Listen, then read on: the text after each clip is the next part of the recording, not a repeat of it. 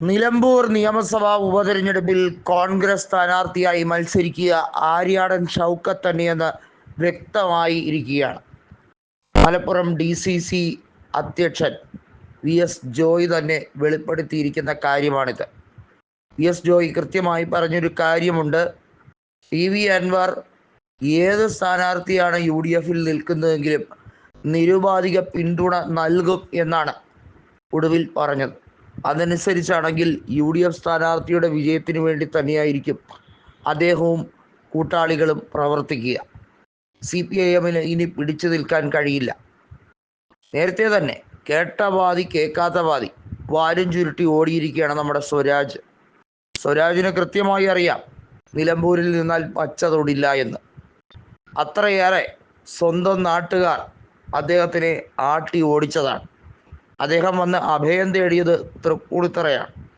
തൃപ്പൂണിത്തറ 2016 നിയമസഭാ തിരഞ്ഞെടുപ്പിൽ കഷ്ടിച്ച് 4000 വോട്ടുകൾക്ക് K ബാബുവിനെ തോൽപ്പിച്ചു.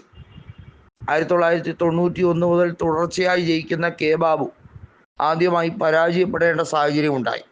എന്നാൽ കഴിഞ്ഞ നിയമസഭാ തിരഞ്ഞെടുപ്പിൽ 2021 നിയമസഭാ തിരഞ്ഞെടുപ്പിൽ K ബാബു 1200 വോട്ടുകൾക്ക് M സ്വരാജിനെ തകർത്തുകൊണ്ട് വീണ്ടും നിയമസഭയിലേക്ക് എത്തുകയും ചെയ്തു. നിലവിലെ രാഷ്ട്രീയ സാഹചര്യം പരിഗണിക്കുമ്പോൾ കൃത്യമായി M സ്വരാജിന് പരിമിതികൾ ഉണ്ട് എന്നുള്ളത് വളരെ വ്യക്തമാണ്. അത് സാമുദായിക കാര്യങ്ങൾ കൊണ്ടല്ല, മറിച്ച് M സ്വരാജ് എന്ന രാഷ്ട്രീയ പ്രവർത്തകനോട് PV അൻവർ കാണിക്കുന്ന ഒരു വിരോധമുണ്ട്.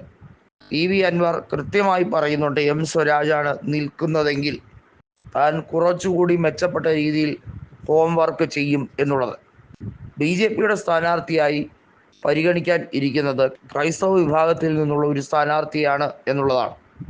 രശ്മിൽ നാഥിനെ ആക്കണം എന്നുള്ള വലിയ രീതിയിലുള്ള ചർച്ചകൾ ഉണ്ടായിരുന്നെങ്കിലും അവസാനം ഷോൺ ജോർജിനെ സ്ഥാനാർത്ഥിയാക്കണം എന്ന തീരുമാനത്തിലേക്ക് എത്തിച്ചേർന്നതായാണ് റിപ്പോർട്ടുകൾ പറയുന്നത്. നമുക്കറിയാം, മുനമ്പം വിഷയം ഉൾപ്പെടെ രാഷ്ട്രീയായുധമാക്കി അത് ചർച്ച ചെയ്ത് ക്രൈസ്തവർക്കിടയിലും അതുപോലെ തന്നെ ഹൈന്ദവർക്കിടയിലും ഒരു വലിയ രീതിയിലുള്ള രാഷ്ട്രീയ കോളിളക്കമാക്കി മാറ്റിയെടുക്കാൻ BJP പരമാവധി ശ്രമിക്കുന്നുണ്ട്. വഖഫ് നിയമ ഭേദഗതിയുമായി ബന്ധപ്പെട്ട വിഷയത്തിൽ ന്യൂനപക്ഷങ്ങളെ ഒറ്റതിരിഞ്ഞ് ആക്രമിക്കാൻ വേണ്ടിയുള്ള BJPയുടെ ഗൂഢപദ്ധതികളെ തകർത്തെറിയപ്പെടേണ്ടതായി ഉണ്ട് എന്ന് തന്നെയാണ് PV അൻവർ ഉൾപ്പെടെയുള്ളവർ തുറന്നടിക്കുന്നത്. അതുകൊണ്ട് തന്നെ UDFിനെ സംബന്ധിച്ചിടത്തോളം വലിയൊരു മേൽക്കൈ ഇതിനോടകം തന്നെ നേടിക്കഴിഞ്ഞിരിക്കുന്നു.